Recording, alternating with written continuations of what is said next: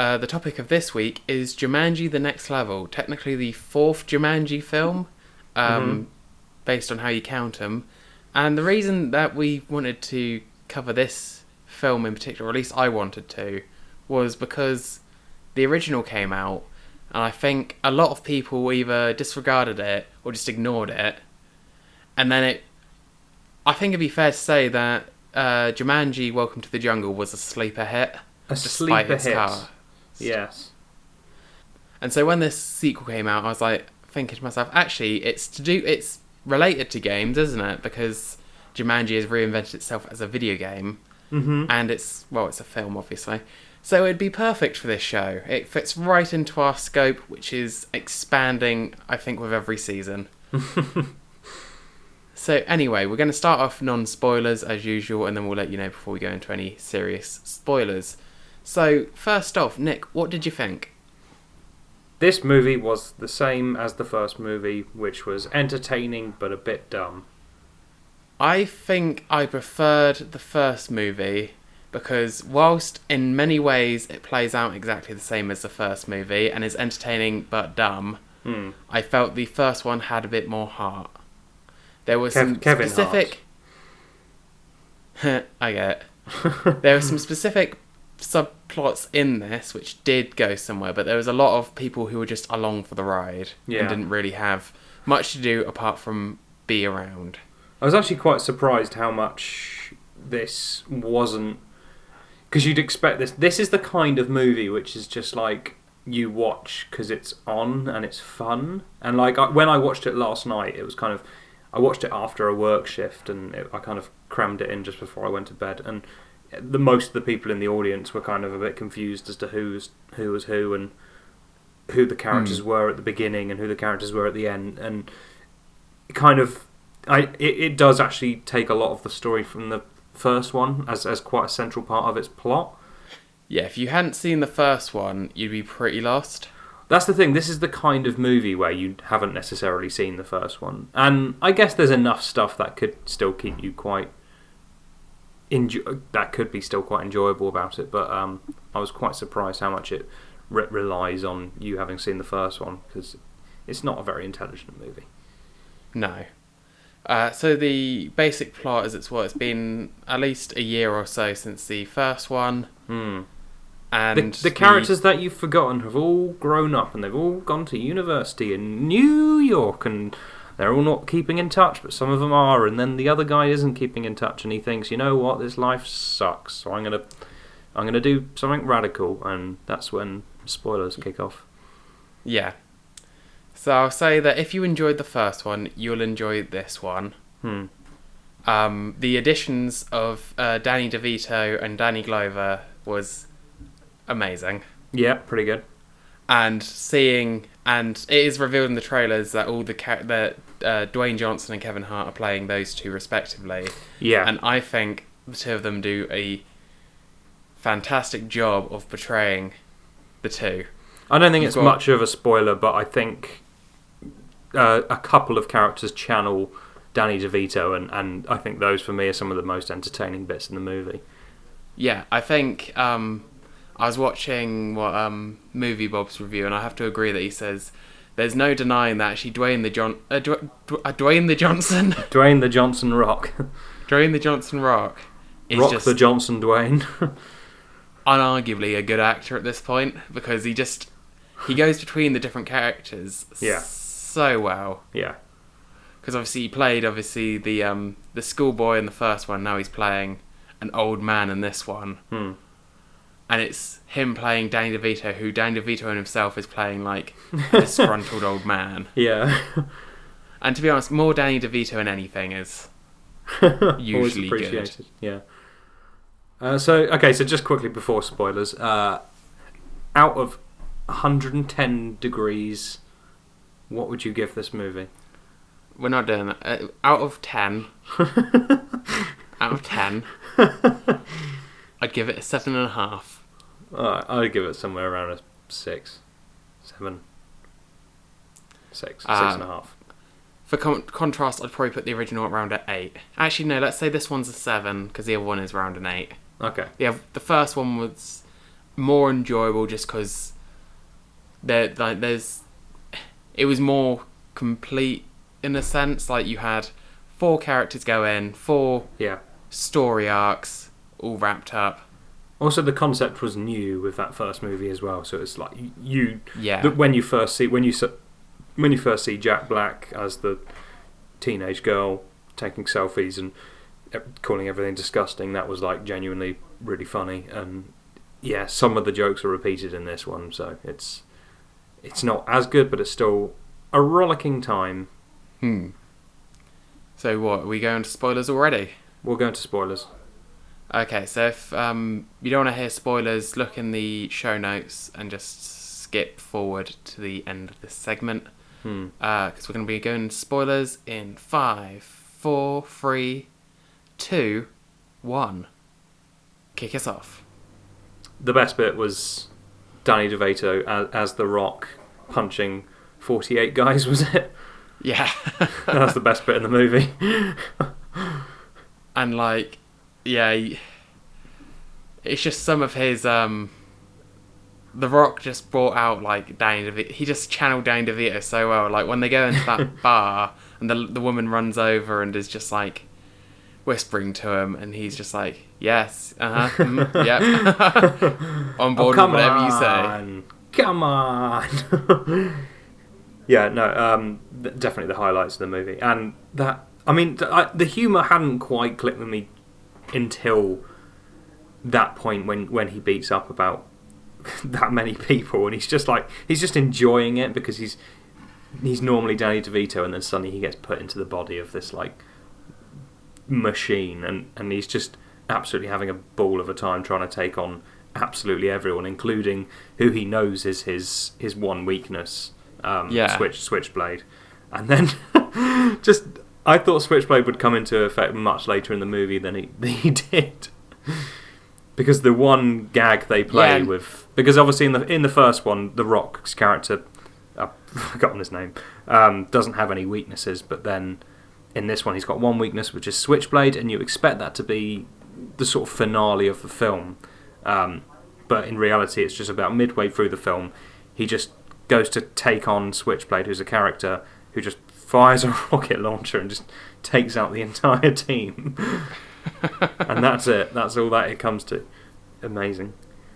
Yeah, that's something almost a point to me made about the film. In the first act, I found myself sat there being like, what is this film actually about? Because they'd gone to... Because you had obviously the main guy from the last time, Spencer, who was down on his confidence and wanted to go back to when he was a super confident, super strong guy. So he fixes the machine, basically, I guess, just in it. Well, he does it just in his basement overnight and gets sucked in. And then I thought the entire movie was going to be going to go find him, but then I was a bit like, this seems like a weird way to do a movie because he's the one with the central arc. Yeah. And you're almost setting us up to be like, he's not going to be in the film at all. But they do come across him, this time being played by Awkwafina. Yeah. As a pickpocket. And that's a pretty class moment, actually, when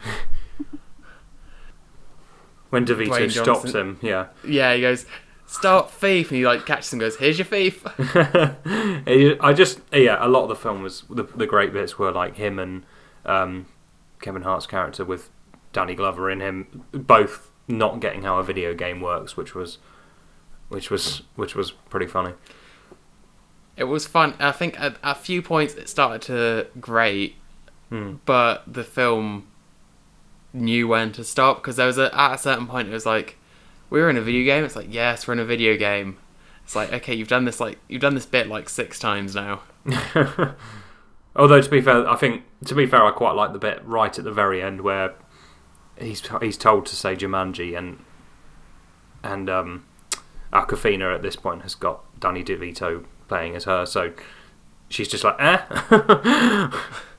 Oh, Awkwafina channels Danny DeVito so well as well. Yeah, I was going to say, yeah, that's what I meant earlier when you get multiple characters like channeling the same, and yeah, that was really well done and a good bit of the humour.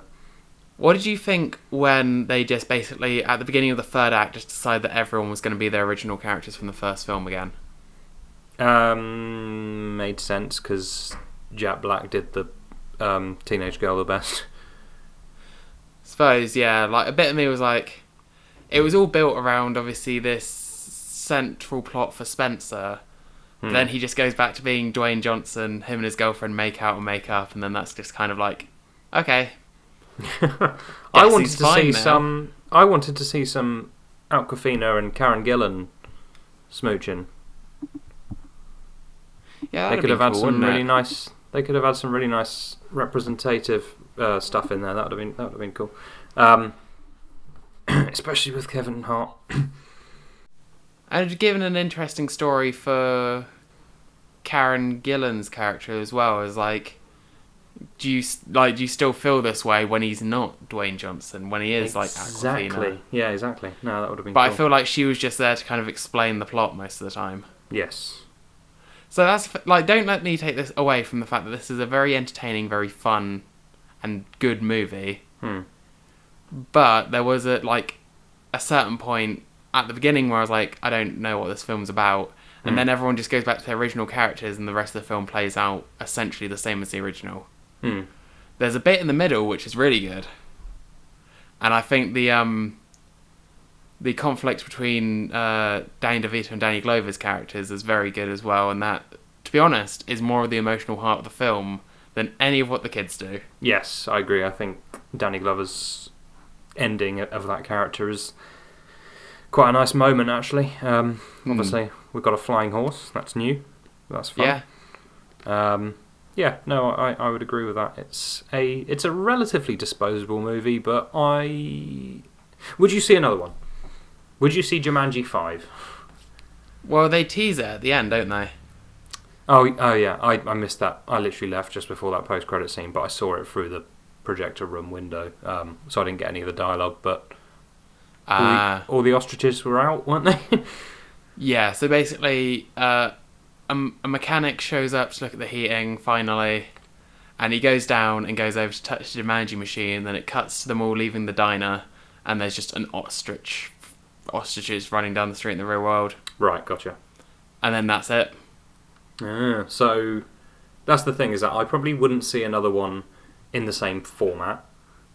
As in, I don't want all those characters to go back in the I don't want to do the body switching thing again. I think that's just about funny this time, but I think one more would push it a bit. I don't want to see them going back into the jungle and Rhys Darby says, "Good day, travellers." I want to see something a little bit fresh and something a bit different for the next one.